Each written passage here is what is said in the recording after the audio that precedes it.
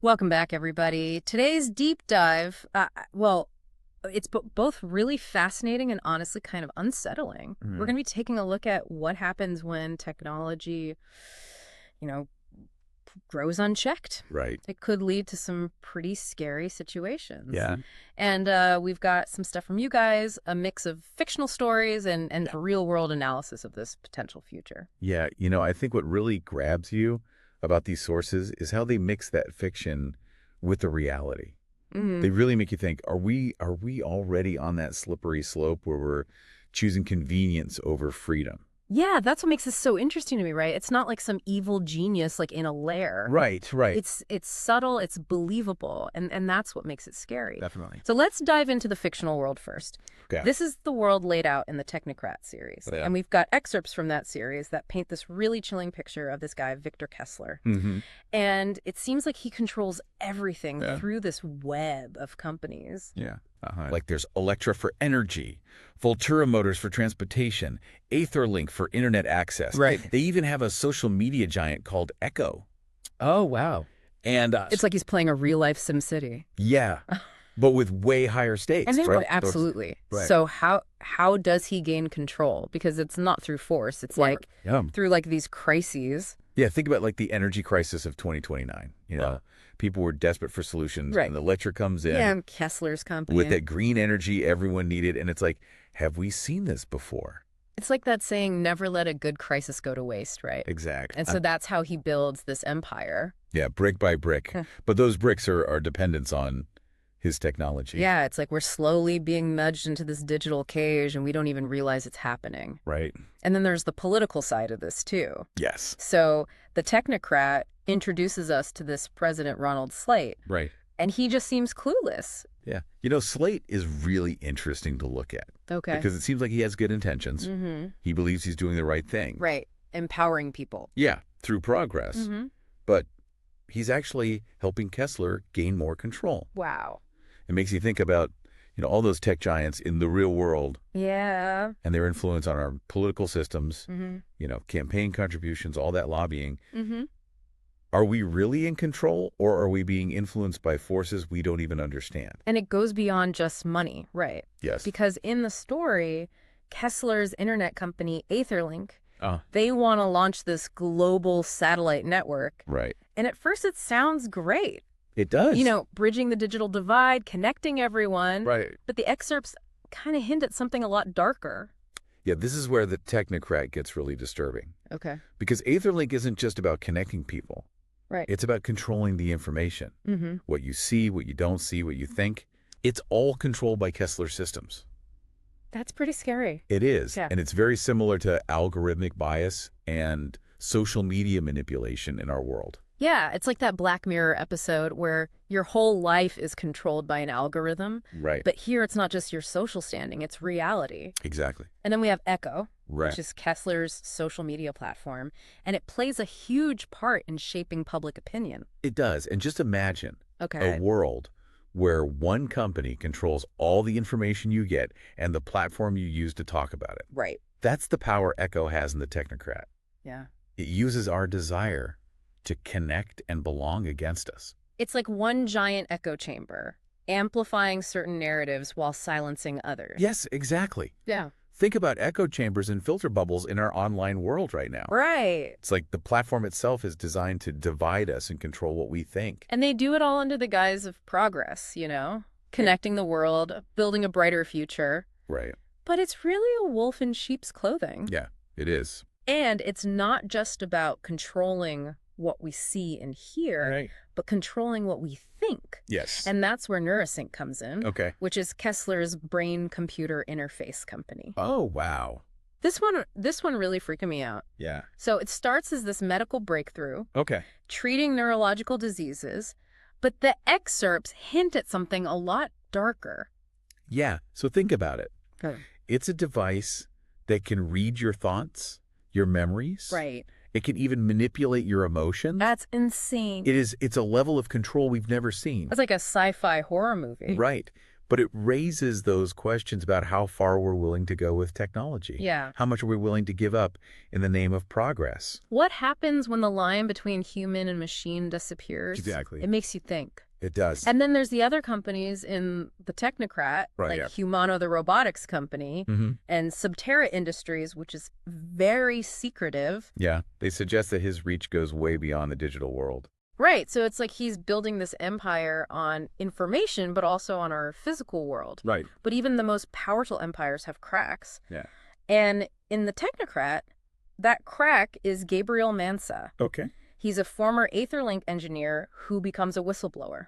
So he's like the classic example of someone who sees the dark side of something he helped build. Yeah. And he tries to stop it, even if it means risking everything. He knows how Aetherlink works. He's seen the manipulation firsthand. Right. And he's terrified of what Neurasync could do. Yeah. He's like that canary in a coal mine warning us about the danger. Absolutely. His courage to speak up is really inspiring, Mm-hmm. but it shows how dangerous it is to be a whistleblower, Right. especially against powerful tech companies. Definitely. And thankfully, he's not alone in this fight. Okay. He teams up with Maya Henderson. Uh-huh. She's an investigative journalist who has been following Kessler for years. She represents how important investigative journalism is Mm-hmm. for keeping those in power accountable. She's relentless trying to find the truth, Yeah. even when facing obstacles and intimidation. And the excerpts talk about how she faces a lot of that. Yeah. Sources disappearing, articles being discredited, even her online presence being tampered with. It's like she's fighting a ghost. Right. A digital phantom that can change reality. It's kind of like what real journalists face when investigating powerful groups. Yes. With newsrooms shrinking and disinformation campaigns getting more complex, investigative journalism is more important than ever. Definitely. And also more dangerous. But Manson and Henderson realize that they can't fight the traditional way. Right. Going to authorities, leaking to the press, it's all too risky. Especially with Kessler controlling those systems. Exactly. So they decide to fight fire with fire. Okay. Mansa uses his insider knowledge to come up with a plan to hack into Aetherlink. So they can release the evidence directly to the public. Yes. Wow, it's like David versus Goliath, but online. Right. And the stakes are really high. The excerpts mention a vote by the FCC, our Federal Communications Commission, Right. on Aetherlink's new satellite network. Okay. And if it passes, Kessler will legally control all global communications. Wow. It'll solidify his empire. So it's a race against time. Exactly. And they only have one shot. They do. So what is the evidence that Mansa found? Well, he stumbled across proof Okay. that Aetherlink isn't about connecting the world. It's about spying on everyone. What? All the data that goes through it. Mhm. Phone calls, emails, financial transactions, even military communications. Wow. That's crazy. It's all going through Kessler's system. It's like a spy movie, but with real-world consequences. Right. Imagine the power someone would have with all that information. That's a lot of power. It is. And then there's President Slate. Yeah. Remember him? He seems like he's trying to do good. Right. But the excerpt suggests that Kessler is using him. Yeah. To get policies that help his companies all under the guise of progress. Wow, it's scary how corporate interests can influence even the highest levels of government. It is. And the worst part is, Yeah. Slate doesn't even realize he's being manipulated. Really? Yeah. He thinks he's helping people. That makes you think who's really in control, It does. both in the story and in our world. Yeah. But with the FCC vote coming up and Kessler tightening his grip, Mm-hmm. Mansa and Henderson have to decide how to expose him. They can't play by the rules. Right, because traditional methods are compromised. Exactly. They have to bypass Kessler's control to get the information to the people. Yeah. So they decide to fight fire with fire.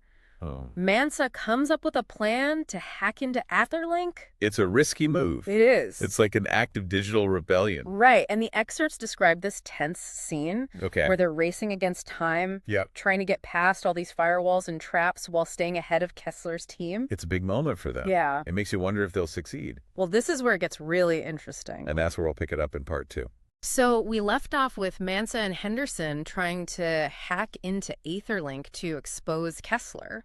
Right. So do they actually pull it off? Well, from what the sources say, it sounds like our heroes use their smarts and inside knowledge to outmaneuver Kessler. Yeah. And they actually do manage to get into Aetherlink systems and release all this evidence to the world. It's like watching a magic trick. Right. You know something's happening, but you don't know how they did it. Exactly. And the excerpts talk about this wave of information hitting the public. Yeah. News articles, leaked documents. even internal messages that show how Kessler was manipulating President Slate. Wow. It's a bomb went off, totally destroying that image of progress and innovation that Kessler built around himself. Yeah, imagine that fallout. Right. The public outrage, the media frenzy, all those investigations. Yeah. The world is realizing that the technology they thought was connecting them was actually being used to control them. It's crazy how easily we can be manipulated online. It is, especially when we think we can trust the sources we're getting information from. So how does Kessler react to this? Well, that's what's interesting. Oh. He doesn't just give up. What? The technocrat shows how even when people in power are exposed, they can still have a lot of influence. So he doesn't deny the allegations? No, he doesn't. He goes on the offensive. So he fights back, but not with force, right? Right. It's more subtle and sneaky. Okay. He uses Echo, his own social media platform, to make people doubt the evidence. So he's using his own tools against everyone. Exactly. He knows his audience trusts the information shared on Echo. Right. So he uses that trust to discredit the whistleblowers. Wow. He says they're disgruntled employees or even accuses them of treason. That's like a masterclass in disinformation. Yeah, he's using the same tools that gave him power to now protect himself. It's really unsettling. The excerpts describe people questioning what they believe, Yeah. doubting the evidence, even defending Kessler when there's so much proof he did wrong. That's a really important part of the story. Yeah. And it's happening in our world, too. Yeah. It shows how dangerous echo chambers and filter bubbles are. Yeah, where we only see information that supports what we already believe. Exactly. Yep. Even if it's not true, it makes you wonder, how do we escape these echo chambers? Right. How do we learn to tell what's true online? That's a question we all have to answer. Especially as technology becomes more and more a part of our lives. Absolutely. But the story also shows that even with all this manipulation, the truth can come out. Right. The excerpts talk about how the FCC vote was delayed. Oh, so they didn't just ignore everything. No. It means that even though Kessler tried to control the story, people aren't completely fooled. Mm-hmm.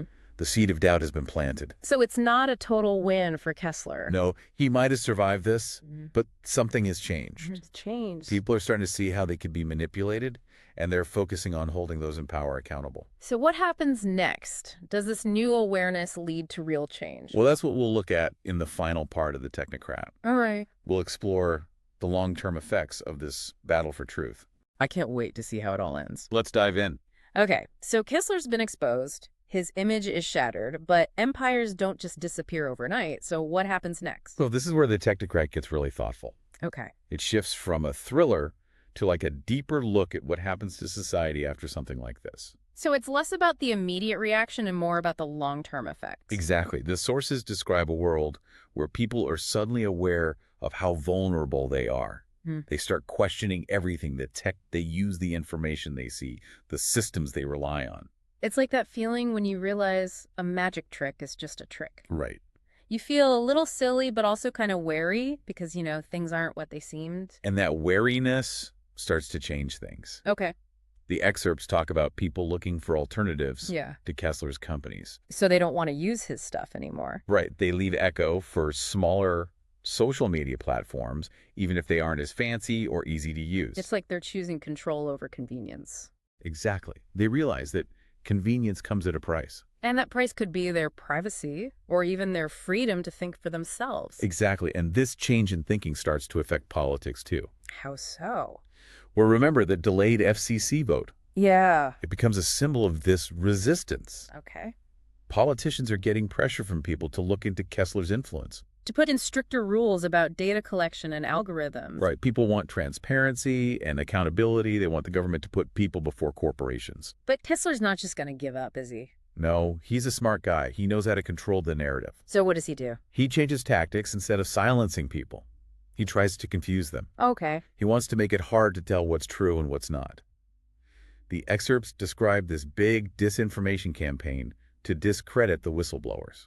Wow. So he's trying to make them look bad. Yeah, he says they're part of a conspiracy or that his rivals are using them to hurt him. And he uses Echo to spread these stories. Of course, within Echo, those stories will reach a lot of people. It's like he's gaslighting everyone. Right, making people question their own beliefs and distrust reliable sources. Yeah. He's creating fear and uncertainty, so it's easier to control what people think. That's scary, and it feels very real. It does. The Technocrat shows how vulnerable we are to disinformation in the digital age. So it's a warning, but also a call to action Yes, we all have to work to protect the truth and hold those in power accountable. to make sure technology helps people and doesn't control them. Every click, every share, every purchase, every vote is a choice. Right. And those choices have consequences.